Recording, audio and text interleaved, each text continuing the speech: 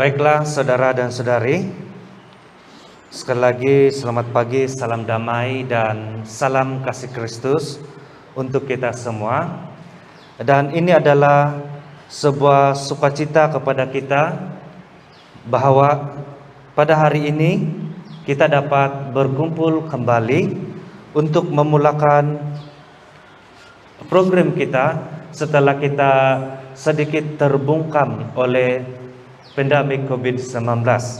Jadi syukur dan sukacita kepada Tuhan yang Maha Kuasa, karena Dia sendiri kita yakini bahwa Dia tetap berkarya di tengah-tengah kita meskipun banyak cabaran yang kita hadapi, sehingga pada saat ini kita dapat berkumpul untuk memulakan kembali semangat kita, yaitu berjalan bersama.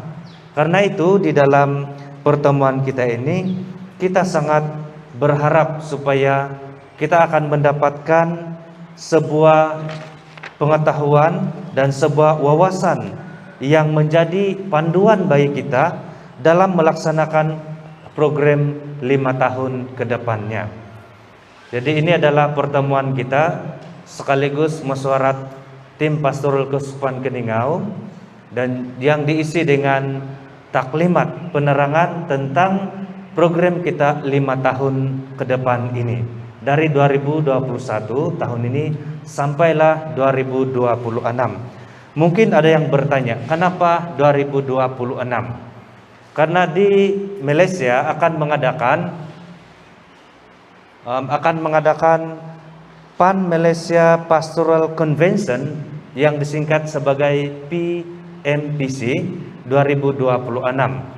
Namun sementara itu di Malaysia sendiri kita diberi peluang sepanjang sebelum sampai 2026 setiap keuskupan harus melakukan perhimpunan pastoralnya tersendiri. Tetapi di tempat kita di Keuskupan Keningau, kita sendiri sudah memiliki program pertemuan pastoral, yaitu pada tahun 2022. Dan sementara itu kita juga mendapat program dari Vatikan, yaitu Gereja Sinodal. Jadi dalam masa yang sama kita ada 3 program yang kita akan laksanakan secara serentak satu kaligus selama 5 tahun ke depan ini. Maka dari itu ada konsekuensinya. Konsekuensi yang pertama adalah semua jawatan MPP dilanjutkan sehingga 2023. Dan pukat kita yang sepatutnya tahun 2022 seperti yang ada dalam buku panduan juga telah diubah mengikut program Gereja Sinodal. Yaitu Gereja Sinodal itu yaitu perhimpunan para bishop, para uskup seluruh dunia pada tahun 2023. Dan sebelum tahun 2023 kita yang harus melakukan sinod terlebih dahulu di keuskupan kita, semua keuskupan di seluruh dunia. Karena itu pukat kita disamakan dengan sinod para uskup 2023. Karena itu jangan marah, jangan susah hati kepada MPP, karena dilanjutkan 2 tahun lagi. Sebelum ini dilanjutkan 1 tahun 2022. Tetapi dalam mesyuarat tim pemantau perancangan pastoral melihat kepada keperluan perancangan pastoral seperti yang dimohon oleh Bapak Suci kita, maka dilanjutkan ditambah 1 tahun lagi. Oke, muktamad sudah tiada bantahan sudah. Dan oke, kalau mau bantah juga jumpa bishop lah. Oke, tapi itu sudah muktamad. Oke, jadi apa yang akan kita lakukan pada hari ini adalah kita mahu supaya segala-galanya tentang program kita 5 tahun ke depan ini kita bincangkan bersama. Tim pemantau perancangan pastoral akan menyampaikannya. Tim pemantau perancangan pastoral keuskupan sekaligus berfungsi sebagai tim inti ataupun tim ad hoc yang dipengurusikan oleh Monsinyur Gilbert sendiri. Oke, jadi sekali lagi terima kasih atas kehadiran Anda semua pada saat ini, dan marilah kita sekali lagi membangkitkan semangat yang sudah lama kita jalani di Keuskupan Keningau, yaitu semangat berjalan bersama untuk sekali lagi mau menjayakan program kita ini, dan akhirnya matlamat kita adalah kita dapat membangun gereja keuskupan dengan lebih mantap lagi. Itu adalah harapan dari kita semua sebagai barisan hadapan tim pastoral Keuskupan Keningau. Jadi kehadiran Anda di sini sangatlah penting, dan bagi yang tidak sempat hadir akan boleh merujuk kepada rekaman yang akan di-upload di channel YouTube Pusat Pastoral Keuskupan Keningau. Apapun sekali lagi terima kasih atas kehadiran, dan kita akan teruskan sesi ini kepada selanjutnya mengikut jadwal yang sudah diedarkan tentatif. Selanjutnya kita akan mendengarkan ucapan dari Bapak Uskup kita sendiri. Untuk tidak membuang masa, kita mempersilakan. Para padri, religious, pengurusi MPP, MPM, KWK dan belia, dan juga semua yang terlibat, terutama sekali tim pemantau. Terima kasih kerana saudara-saudari mengambil masa untuk bersama-sama pada hari ini. Kita harap Tuhan menyertai kita, dan kita sentiasa terbuka ya kepada dorongan Roh Kudus-Nya bagi kita melalui program panduan ya, menuju ke PAN Malaysia Pastoral Convention 2026. Nah, saudara-saudari, iman kita adalah dinamik. Ya, iman kita tidak pernah berhenti progres atau perjalanannya. Perjalanan kita bersama sebagai umat Allah perlu senantiasa kita rancang, kita laksanakan perancangan itu, dan sesudah itu dievaluasi secara konsisten agar kita umat di peringkat keluarga, komuniti atau KKD, paroki dan seluruh keuskupan dapat menghadapi apapun cabaran iman dan mampu kita bertumbuh dalam iman, bersaksi dan bertahan uji. Saya rasa pada masa ini inilah yang sangat penting. Oleh itu, saudara-saudari, kita tidaklah heran mengapa Sri Paus Francis telah melaksanakan ataupun melancarkan program pastoral untuk gereja sejagat yang dipanggilnya gereja sinodal, yang bertonggakkan komuniti, partisipasi dan misi. Ini sedang kita hadapi juga. Bagi kita di seluruh Malaysia pula, program pastoral yang dinamakan PMPC, PAN Malaysia Pastoral Convention, sedang juga kita hadapi bersama untuk kebaikan kita umat di seluruh Malaysia. Jadi bagi kita, Keuskupan Keningau, kita telah merancang mengadakan pukat ke-12 pada September 2022. Namun, memandangkan perkembangan program pastoral dari Sri Paus Francis dan PMPC, di mana kita semua terlibat untuk turut serta, maka pukat ke-12 hanya akan kita adakan pada September 2023. Sebagai ungkapan kita juga untuk kesatuan kita dengan Sri Paus Francis yang akan menutupi program pastoral gereja sinodal pada Oktober 2023 di Vatikan. Jadi bagi pengurusi MPP, MPM, KWK, belia dan kita semualah ya, saya harap kita sabar kerana menyesuaikan keperluan pastoral yang datang kepada kita. Lagi pula sudah 2 tahun kita hampir diam-diam, tiada juga perkara-perkara yang hebat-hebat yang telah kita dapat lakukan. Oleh itu saya harap kita sama-samalah bersabar dan mengikuti program yang kita adakan untuk keuskupan kita, melibatkan PMPC, melibatkan sinodal, dan saya percaya apapun yang kita lakukan semuanya itu untuk kemuliaan Tuhan dan untuk semangat kita berjalan bersama sebagai komuniti yang senantiasa peka terhadap keperluan sesama kita dan alam ciptaan Tuhan, dan itulah menjadi misi kita. Terima kasih.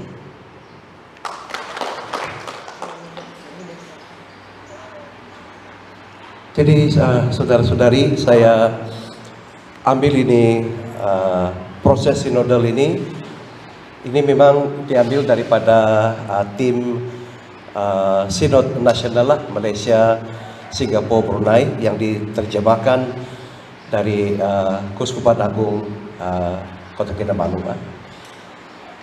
Jadi seperti mana kita dengar dari ucapan pengurusi TPK, Saudara Patrick dan juga Bishop, bahwa kita ada 3 program kita ini, Gereja Sinodal, kita ada Pukat, dan kita ada PMPC 2026. Dan tim kami ini diberitahu pun tidak boleh letak jawatan sampai 2026 lah. Jadi saya kasih tahu Bishop pun tidak boleh pensiun sampai 2027 baru pensiun lah kan. Kita mesti selesaikan ini bersama-sama lah kan. Sampai. Jadi oleh itu untuk penjelasan tentang Gereja Sinodal ini memang dari 2021 ini sampai 2023. Jadi dia punya tonggak itu adalah persekutuan, penglibatan, dan juga misi lah. Oke.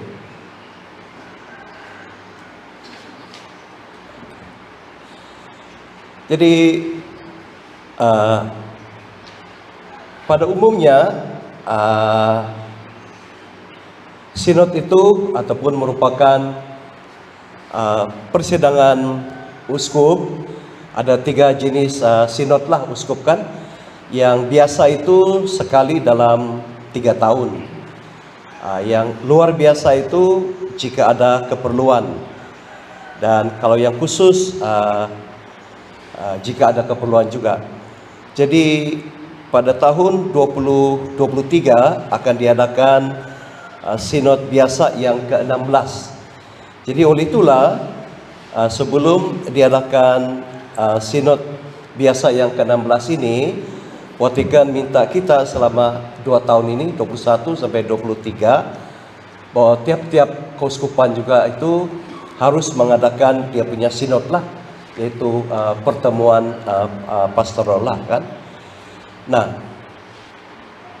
kemudian perkara yang penting juga untuk kita mengetahui, kalau kita lihat juga di dalam buku panduan kita ini ada itu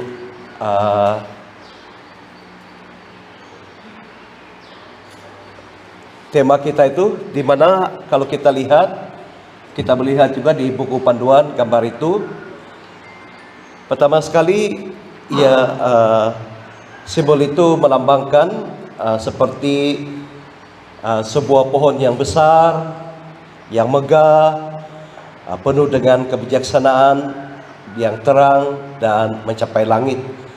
Jadi pohon ini adalah tanda daya hidup yang mendalam dan harapan yang menyatakan salib Kristus.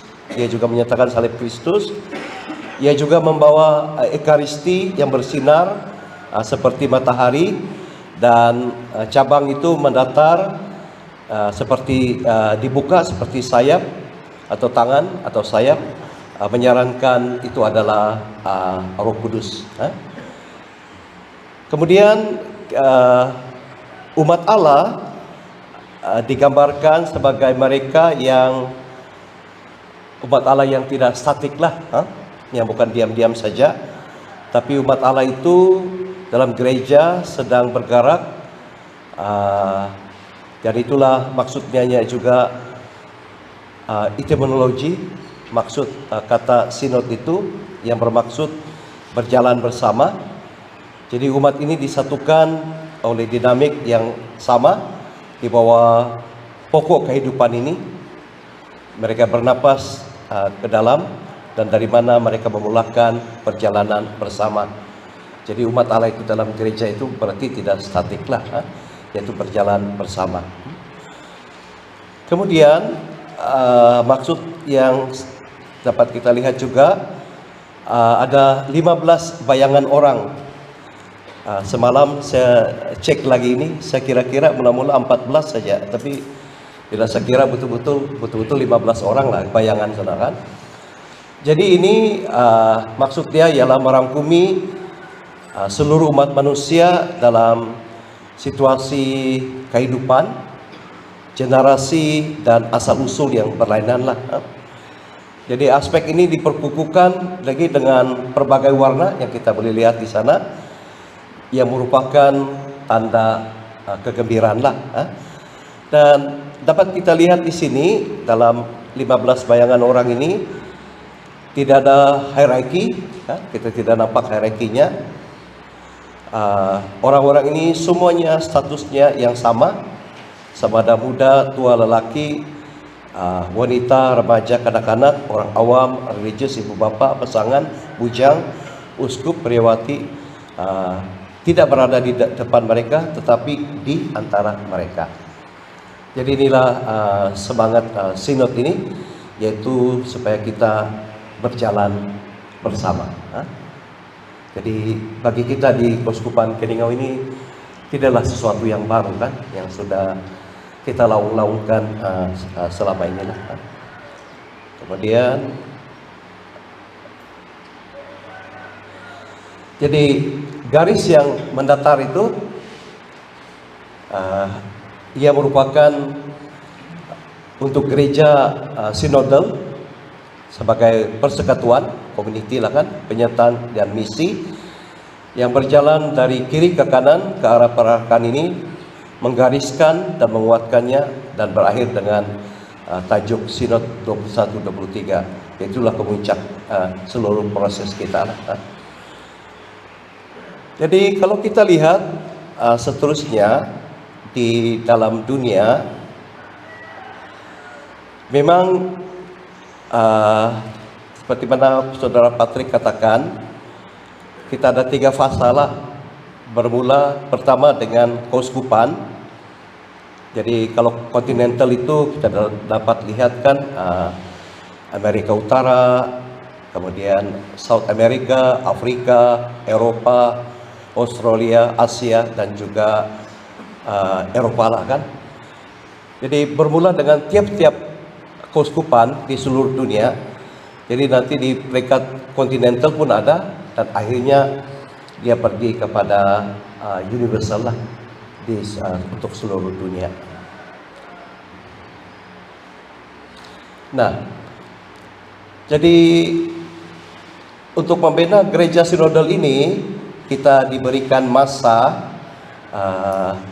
Untuk masa kita itu kita hanya diberi masa di mana pada bulan September tahun 2021 itu adalah pengumuman tentang sinod ini, dan juga dia mengirim itu bahan-bahan dari urus setia dari Rome ke setiap keuskupan lah.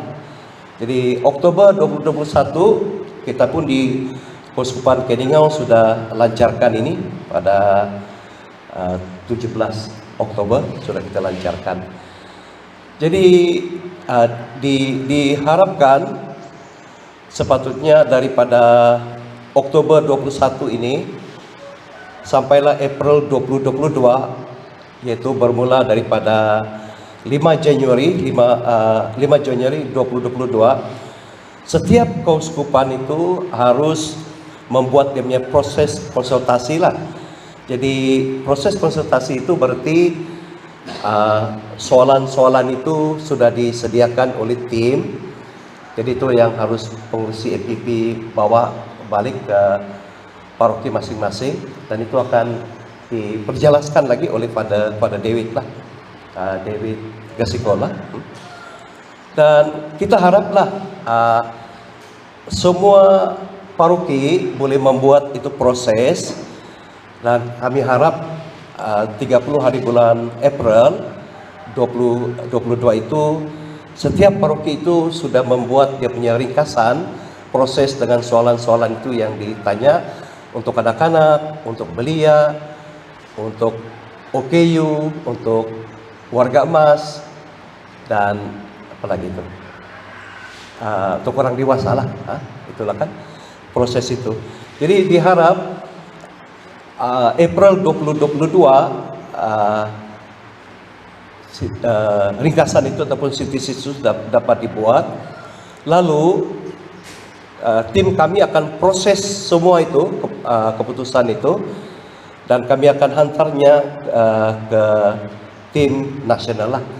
Dan saya diberitahu oleh saudara Charles, bukan pada Charles lah, Charles sebagai setiausaha ini Gereja Sinodal untuk Malaysia, bahwa saya juga dijemput pada 1 hari bulan Juni itu bersama-sama dengan mereka, dan dengan semua sintesis laporan daripada setiap keuskupan di Malaysia, Singapura dan Brunei itu kena kasih concise lagi, dan kemudian itu dihantar ke urus setia Sinod di Rom pada 15 hari bulan Ogos.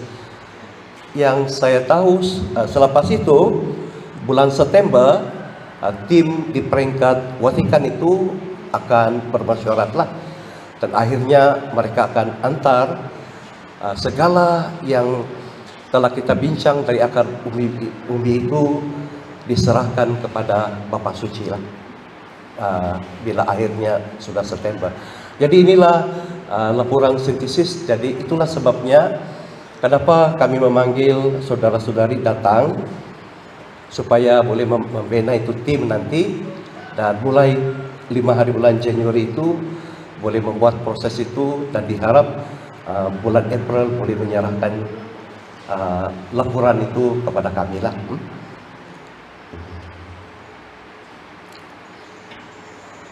Jadi apakah objektif dalam proses sinodal ini? Yaitu mau berjalan bersama. Ya, jadi seperti hari ini kita memberi pembentukan kepada para fasilitator tentang tujuan, matlamat dan semangat proses sinodal lah, kan? Jadi memberi panduan dan bahan-bahan yang sesuai kepada para fasilitator untuk menjalankan proses sinodal di kawasan setempat, kan? Jadi kemudian juga dalam menjalankan proses ini, objektif kita adalah mempromosi penyertaan. Bila saudara-saudari membuat itu soalan, bertanya dengan soalan-soalan itu, sama ada itu boleh dilakukan secara bersebuka ataupun secara mayalah, dengan mengambil kira keadaan setempat dan juga sumber-sumber yang ada. Jadi kalau contohlah kita mau jemput orang-orang dari kawasan yang luar, kalau pakai maya saja, internet kita tidak baik, jadi itu harus semuanya diambil kira lah. Jadi pada masa yang sama juga objektif kita ialah mempromosi pernyataan yang seluas mungkin. Jadi supaya pengalaman kita itu lebih luas daripada seperti yang sudah saya katakan, kanak-kanak, belia, OKU, warga emas, dan juga untuk orang dewasa lah. Kemudian dalam objektif ini juga memastikan soalan-soalan yang digunakan dalam konsultasi itu mudah dipahami oleh semua lapisan umat lah. Jadi kalau untuk anak-anak itu memang lainlah soalannya nanti. sudah disediakan. Untuk belia itu lain, untuk orang untuk ibu-ibu juga lain, untuk orang OKU pun lain juga lah. Tapi pada masa yang sama dalam membuat proses ini kita haruslah memupuk semangat untuk mendengar di keuskupan dan meneliti apa yang Roh Kudus sedang mengatakan kepada keuskupan kita. Jadi bagi saya memang kita sudah buat ini dulu, tapi mungkin setelah 28 tahun kita sebagai keuskupan, mungkin ada sesuatu lagi yang baru kan, baru yang perlu kita perbarui, perlu kita ubah suai. Jadi itulah kita perlu lagi kembali ke akar umbi kita, mendengar keluhan-keluhan umat kita dan sebagainya lah. Jadi oleh itu dalam panduan bagi persediaan laporan sintesis, pertama sekali ialah proses konsultasi itulah, yaitu beri tempuhan kepada proses yang diambil, langkah-langkah yang diambil untuk melibatkan seramai mungkin peserta, seberapa ramai yang boleh kita buatlah. Kedua yang harus kita pastikan juga ialah pengalaman kita membuat konsultasi ini, detik-detik yang menyenangkan, mungkin ada juga kurang menyenangkan, perangai, sikap, perasaan yang muncul, ketegangan, perselisihan paham yang timbul dalam proses mendengar. Tapi ini mengingatkan saya kembali 28 tahun yang lalu, bukankah waktu kita di Tobo itu juga bom kan? Ada juga waktu itulah dalam kita mencari wawasan misi kita kan, waktu itulah ini sudah ada pengalaman-pengalaman seperti itu. Kemudian makluman balas, apakah perkara-perkara yang sangat istimewa bila kita buat proses, apa yang perkara-perkara yang sangat istimewa, apa yang mengejutkan ataupun di luar jangkauan kita, apakah perspektif baru yang kita boleh kongsikan, pandangan yang bergema dan pengongsian hidup yang real. Bila orang sudah mulai menjawab soalan-soalan itu kan makluman balas terang, kita boleh mengetahui pandangan mereka pada masa sekarang ini tentang gereja lah. Jadi dalam realitis semasa, perkara yang keempat yang perlu kita perhatikan bersama dalam konsultasi ini, apakah yang Roh Kudus mau katakan kita dalam proses berjalan bersama ini, sama ada di peringkat keuskupan ataupun di paroki, apakah masa kini positif ataupun negatif, bidang apa yang perlu disembuh, apa perlu yang kita ubah kan. Jadi itulah macam saya rasa kita kembali lagi kepada akar umbi kita lah. Dan kemudian dalam perkara yang keenam itu ialah image budaya. Apakah image budaya yang boleh kita katakan dalam pengalaman berjalan bersama di keuskupan dan paroki kita pada masa kini lah. Okey.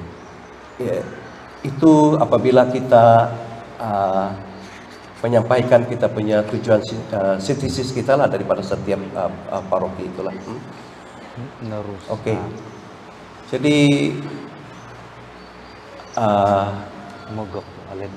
beberapa cadangan yang kita boleh ambil kira dalam proses ini, yaitu kita cobalah menjangkau golongan muda, kanak-kanak, menggunakan soalan-soalan yang sesuai dengan tahap pemahaman mereka dan membenarkan mereka menggunakan cara yang paling sesuai lah. Jadi orang muda digalakkan juga, dia bilang boleh membuat video singkat untuk meluahkan perasaan mereka terhadap gereja, dan kanak-kanak digalakkan untuk menggunakan lukisan untuk mengungkapkanlah, mengekspresikan pandangan mereka tentang gereja. Dan paroki digalakkan untuk mengadakan persidangan sinod setelah proses konsultasi selesai untuk mendengar laporan sintesis paroki yang dihantar kepada tim keuskupan. Itu beberapa cadangan lah. Okay. Jadi satu slogan yang boleh kita pakai lah, kenapa kita membuat proses ini, ialah kita katakan Pope Francis ingin mendengar suara Anda. Jadi supaya Bapak Suci kita ini, Francis, boleh mendengar suara daripada semua lapisan masyarakat di setiap pelosok dunia. Apa yang umat pada masa sekarang ini berpikir, apa yang umat sekarang ini merasakan, apa umat sekarang impikan, bagaimana gereja Katolik ini seterusnya. Jadi kita boleh gunakan slogan inilah yang untuk mau menarik orang mengikuti proses ini, bahwa ini bukanlah saja dari keuskupan, tapi ini daripada Bapak Suci kita sendiri yang ingin mendengar suara Anda lah.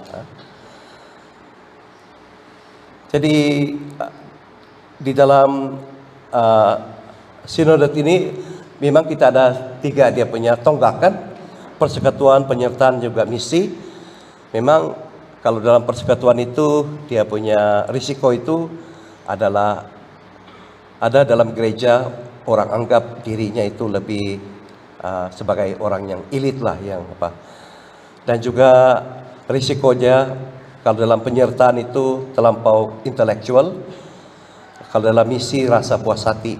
Tapi peluang kita dengan mengadakan proses gereja sinodal ini, kita boleh berubah menjadi persekutuan itu, berubah kepada gereja sinodal. Jadi berarti ambil kira semua orang, tidak ada orang tertinggal, tidak ada orang terkecuali, kan? Jadi kemudian dalam penyertaan akhirnya kita boleh menjadi gereja yang mendengar, dan juga dalam misi itu kita boleh membina persaudaraan kekerabatan kita lah. Jadi dengan 3 tema ini kita nampak risiko dia, kita tahu juga dia punya peluang lah. Jadi akhirnya dia katakan kita berjalan bersamalah dalam proses ini. Sebelum saya akhiri ini, saudara-saudari, saya ambil sedikit daripada setiausaha tim nasional, di mana sebelum setiap keuskupan itu membuat proses ini, tim di Asia juga ada bertemulah, fasilitator tim seluruh Asia itu ada juga bertemu. Jadi saya ambil beberapa perkara ini, saya tidak sempat terjemahkannya ke dalam PM, tapi satu yang ditekankan ialah penekanan persediaan para fasilitator lah, seperti kita pada hari inilah, di mana fasilitator ini di paroki-paroki kita semua yang dapat memberikan motivasi, animate, belajar untuk bercakap, belajar untuk mendengar, belajar untuk mengenal pasti bersamalah. Jadi kemudian di dalam objektif sinod proses ini ialah ia lebih kepada pribadi, karena orang yang menjawab itu kan bagi dia apa pendapat dia sendirilah, kan itu lebih personal dan juga lebih kolektif conversion dia mau menjadi gereja pada masa sekarang inilah. Jadi kemudian seorang padri juga mengatakan gereja sinodal ini juga adalah kairos moment, masa Tuhan lah, di mana seorang padri misioneri ini dari Asia mengatakan, jadi inilah peluang untuk kita sekali lagi membaharui, menghidupi gereja itu dari bawah ke atas, yaitu di peringkat paroki, peringkat distrik, dan juga peringkat keuskupan. Jadi sekali lagi kita kembali dari peringkat saat inilah Tuhan panggil kita, kan? Saat ini juga untuk kita membaharui, menghidupi kembali lagi gereja kita ini.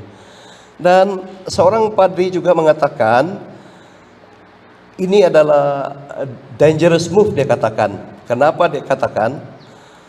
Kalau ini betul-betul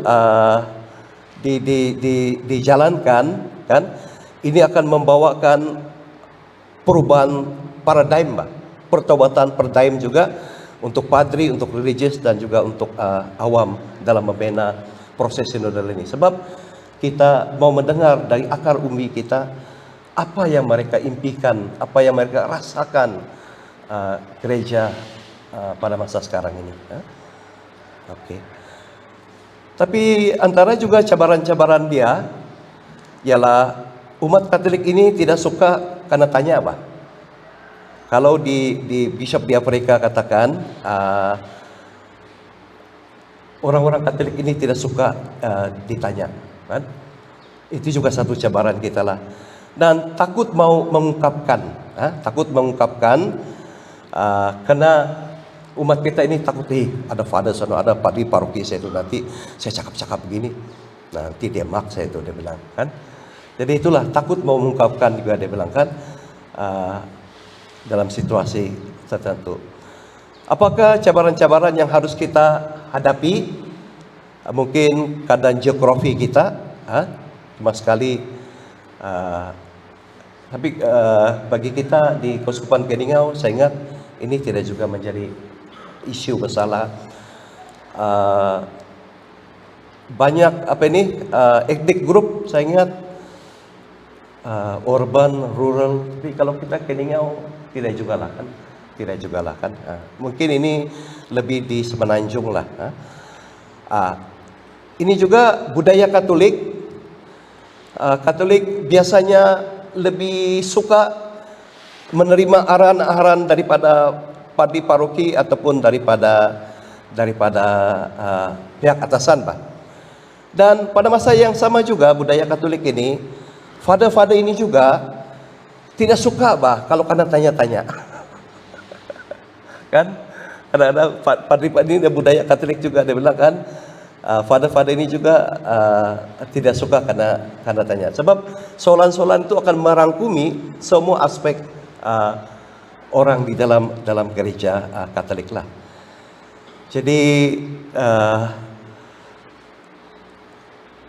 proses kita ini memang juga jadi bahaya kalau kita gunakan itu proses soalan-soalan itu hanyalah sebagai survey questionnaire saja, hanyalah yang macam secara kulit-kulit saja, Pak. Kalau survey itu macam mau tanya-tanya begitu saja, bahaya dia kalau kita hanya di kulit-kulit saja. Tapi proses gereja sinodal ini dia mau masuk ke dalam batin kita itu kan, mau bertanya yang sebenarnya, Pak, apa yang terjadi pada masa sekarang ini di dalam gereja, Pak. Jadi kalau soalan itu hanyalah secara luaran saja, tanya jawaban ABC, dia bilang tidak ada guna. Tapi mestilah membawa kepada menggalakkan untuk deepen and widen dia punya proses, Pak. Mau menyentuh betul-betul tentang kehidupan umat pada masa sekarang ini. Apa yang mereka rasakan, apa yang mereka pikirkan. Oke. Ada beberapa perkara yang perlu kita ambil perhatian dalam memberikan report ini. Mungkin kita perlu juga memberikan sedikit lagi katekesis kepada umat kita, kenapa ini perlu dilakukan. Kedua, reaching out, kita cobalah menjangkau kepada orang-orang yang tertentu. Kalau di Semenanjung ini memang orang asli lah, tapi bagaimana dengan kita, dengan umat migran, orang-orang yang sudah tidak pergi gereja lagi, Labs Katolik yang baptis tapi tidak pernah lagi pergi ke gereja, ataupun ada lagi kumpulan-kumpulan tertentu di dalam gereja. Jadi bagaimana kita mau mencapai mereka. Termasuk juga dia bilang Kristian daripada denominasi yang lain. Oke. Jadi oleh itu ini animation untuk mau menjalankan proses ini.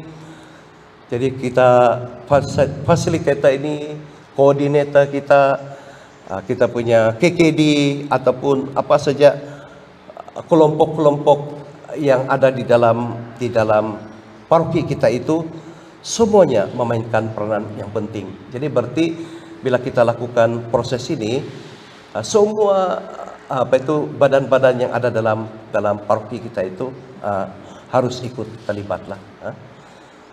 Oke. Kemudian dia punya timing. Kalaulah awal kita dapat boleh buat, kalau sebuah paroki itu awal dapat selesai, jadi apa yang harus dilakukan seterusnya lepas bulan April, apa yang mau dilakukan kalau sudah selesai itu? Jadi dia katakan kau boleh memperdalamkan, memperluaskan lagi proses itu. Jadi kemudian paroki boleh mengadakan study day.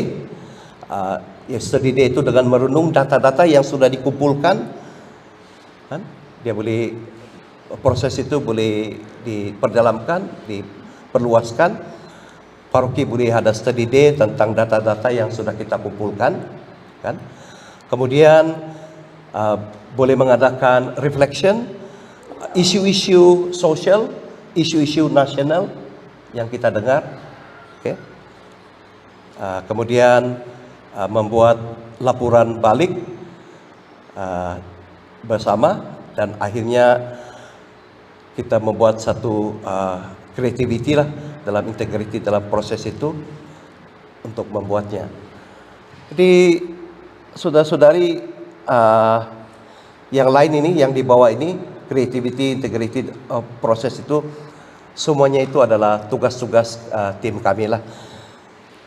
Jadi bagi paroki ini yang perlu diketahui lah, kalau sudah selesai April apa yang mau dibuat. Jadi ada lagi beberapa perkara yang boleh dilakukan lah. Jadi saya kira saudara-saudari Bishop, itu saja, karena kalau panjang pun itu yang saya ingin jelaskan lah. Jadi itu saja. Terima kasih.